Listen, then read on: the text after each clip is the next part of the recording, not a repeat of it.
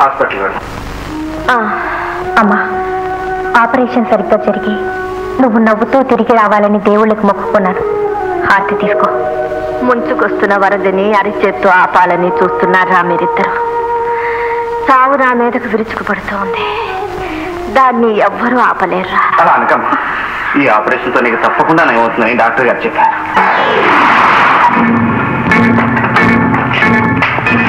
రామో, రామో, you cheat! Come out, I say!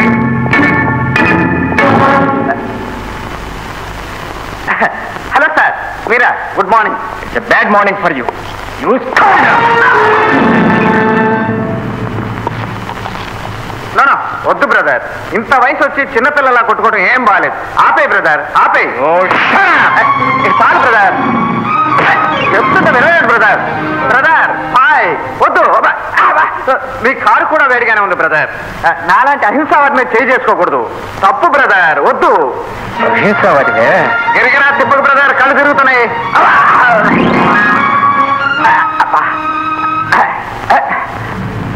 చూడు బ్రదర్, నేను తప్పు చేశాను కాబట్టి ఊరుకుంటున్నాను.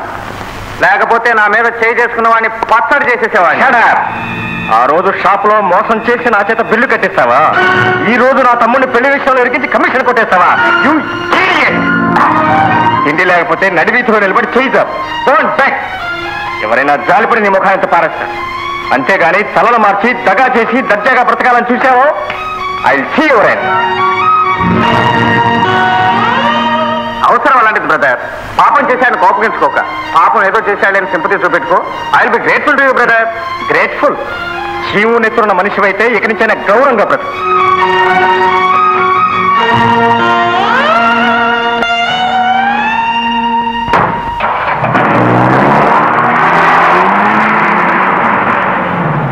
అమ్మా, ఇక బయలుదేరదామా?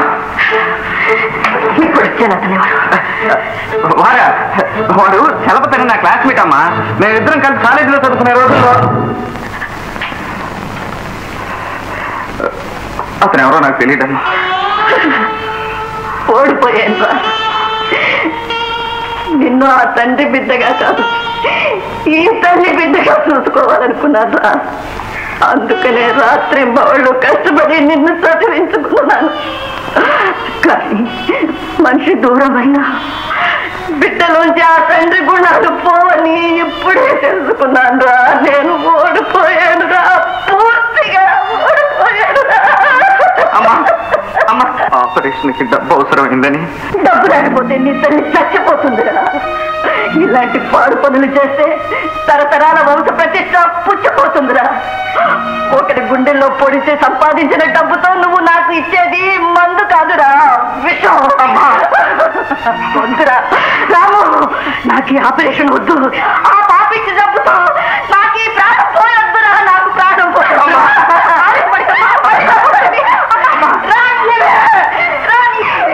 దగ్గి ఒక్కసారి గుండె పగిలి చావు నీవే. కన్న కొడుకు ఇంత గొప్పవాడయ్యాడని చూస్తూ క్షణం క్షణం చావడం కంటే ఒక్కసారి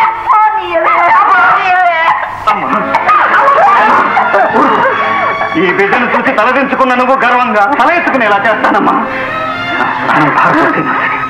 నీతికి కట్టుబడి డబ్బు సంపాదించి నేను బ్రతికించుకుంటాను. నేను తండ్రి బిడ్డను కాను, ఈ తల్లి బిడ్డనేనని ఆనందంగా నువ్వు చెప్పుకునేలా చేస్తానమ్మా. నా మాట నమ్మమ్మా, నన్ను నమ్ము. ఇవాళ నా బాకీ తెలియాల్సిన రోజు గుర్తుందా? అరవకు పని ఇస్తాను. ఓ సార్, నా పని నాకు ఉందమ్మా, ఇచ్చి పంపు.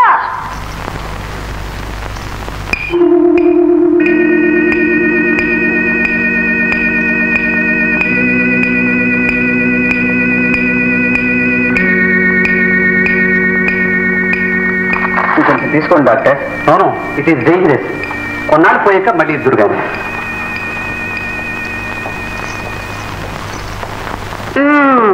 ఏంటి మోసాలైనా మాయ చేయడానికి మనుషులు దొరకలేదా? రక్తం అనుకుంటున్నావు? ఆ పనులు మానేశాను కాబట్టి ఈ పని మొదలెట్టాను. పులి మోసం తినడం, నువ్వు మోసం చేయడం మానేశానంటే నమ్మే అంత ఎరుదాను కానయ్యా నేను. నిజంగానే మానేశాను. అవును, రక్తం అనుకుంటావు ఎందుకు? మా అమ్మకు ఆపరేషన్ చేయించడానికి డబ్బు కావాలి. తన రక్తం పంచుకుని పుట్టినవాటి. నేను ఆవిడని కాపాడలేకపోయినా ఆవిడ రక్తమే ఆవిడని రక్షించుకుంటుందా? అయ్యో ఇట ఎంత రక్తం ఇస్తే అంత డబ్బు వస్తుందయ్యా? నాలో ఉన్న ప్రతి రక్తపు చుక్క ఆవిడకి. అందుకే అంత అమ్మేస్తాం, ఎంతైనా అమ్మేస్తాం. మా అమ్మ రక్తం మా అమ్మ కోసం పూర్తిగా అమ్మేస్తాను. నేనే ఆకులు లాగుతున్నాను రా. నీ ముందు నేను అవుతున్నానా? నిన్ను చూస్తే దేశంలో కరువు వచ్చింది అనుకుంటారయ్యా. ఎవరు ఆయన మోహన్ గారు ఉన్నారా? మోహన్ గారండి చంద్రబాబు గారా? చంద్రబాబు గారు అయితే బయటికి వెళ్ళారు, చంద్రబాబు గారు అయితే పైన ఉన్నారు. తెలమంటారా? ఎలాగే వచ్చాం కదే, ఆ పెద్దబాబు గారిని అడుగుదాం. పెద్దబాబు గారు కదా, పెద్ద మక్కలు ఇస్తారేమో చూద్దామే. బాగా ఇస్తాడమ్మా, మీరు కూర్చోండి. డ్రామాకి సందా అంటే నాటకమా, వీధి భాగవతమా, తోలు బొమ్మలాట?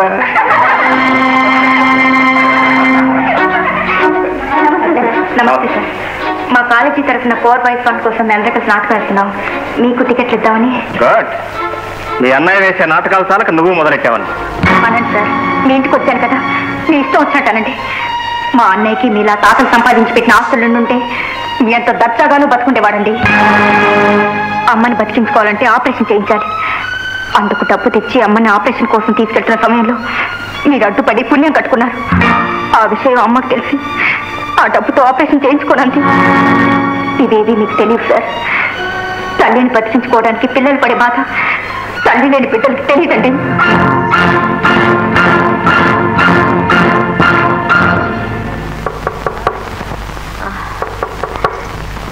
ఎవరు?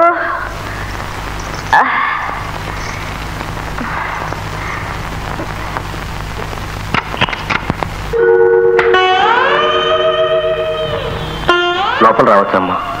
రండి బాబు గారు, రండి, కూర్చోండి. మళ్ళీ మా రాము ఏదైనా తప్పని చేశాడా బాబు? లేదమ్మా, రాము చేసిన తప్పు కంటే నేను చేసిన తప్పు ఎక్కువ అని తెలుసుకున్నాను. మిమ్మల్ని ఆపరేషన్ తీసుకెళ్తున్న సమయంలో నేనే అడ్డు తగిలాను. అనరాని మాట్లాడినాను.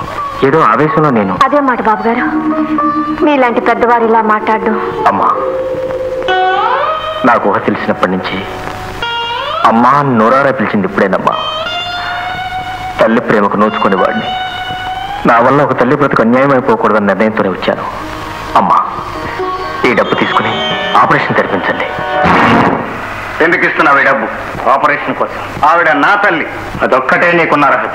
అవును, ఆ అర్హత ఉన్నవాడిని కాబట్టి నేను కష్టపడి తెచ్చే డబ్బుతో నా తల్లిని కాపాడుకుంటానే తప్ప నీలాంటి దారిన పోయే దానయ్య దారి పడేసే ముచ్చి డబ్బుతో కాదు. అండర్స్టాండ్? నీ ఆస్తిని ఐశ్వర్యాన్ని చూసి వెర్రవేగుతున్నావు. నీ దగ్గర ఆస్తి ఉంటే నా దగ్గర అమ్మ ఉంది. కోట్లతోనైనా కొనలేని ఆస్తి అది. So get out of my site.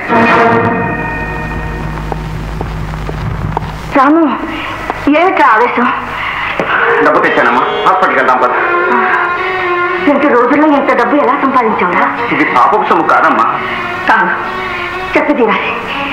ఎక్కడ నీ డబ్బా? చెప్పు. అది నేను చెప్తానమ్మా. నా పేరు వరలక్ష్మి. డబ్బు వడ్డీకి తిప్పుతూ ఉంటాను. ఆపరేషన్ చేయించకపోతే మీరు బ్రతకరని డబ్బు కోసం ఈ బాబు తన రక్తం అమ్ముకోవడం నేను కళ్ళారా చూశానమ్మా. నా కోసం రక్తం అమ్మాడా?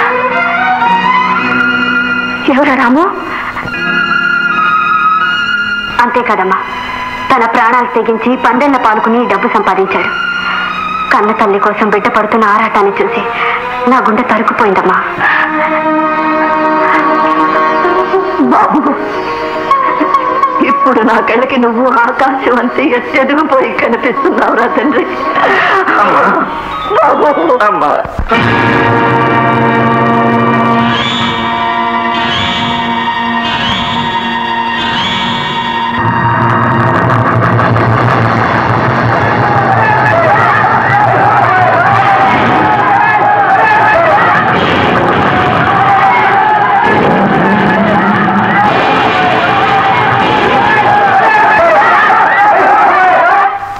ఇది మీరు సిగ్గుపడవలసిన విషయం దేవి ప్రసాద్ గారు.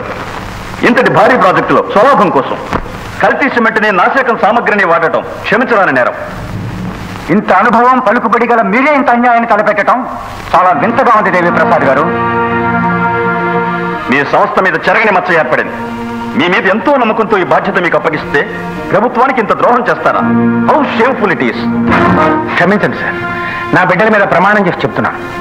సిమెంట్లో కల్తీ జరిగిన సంగతి, తక్కిన వాటిల్లో మోసం జరిగిన విషయం నాకు ఏమాత్రం తెలియదు. తెలీదు అన్నమాట మీ తప్పుకు పరిహారం కాదండి. ముందే సరి అయిన జాగ్రత్తలు వహించటం మీ బాధ్యత. I'm really sorry sir. ఇది నన్నెవరో దెబ్బతీయటానికి పన్నిన కుట్రలా అనిపిస్తుంది.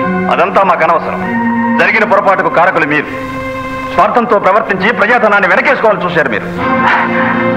క్షమించండి సార్. ఈ క్షణాన్ని నేను మీకు ఇంతకంటే ఇంకేమీ చెప్పలేకపోతున్నాను. జీవితంలో మొదటిసారి అవమాన భారంతో తల దించుకుంటున్నాను. మన్నించండి.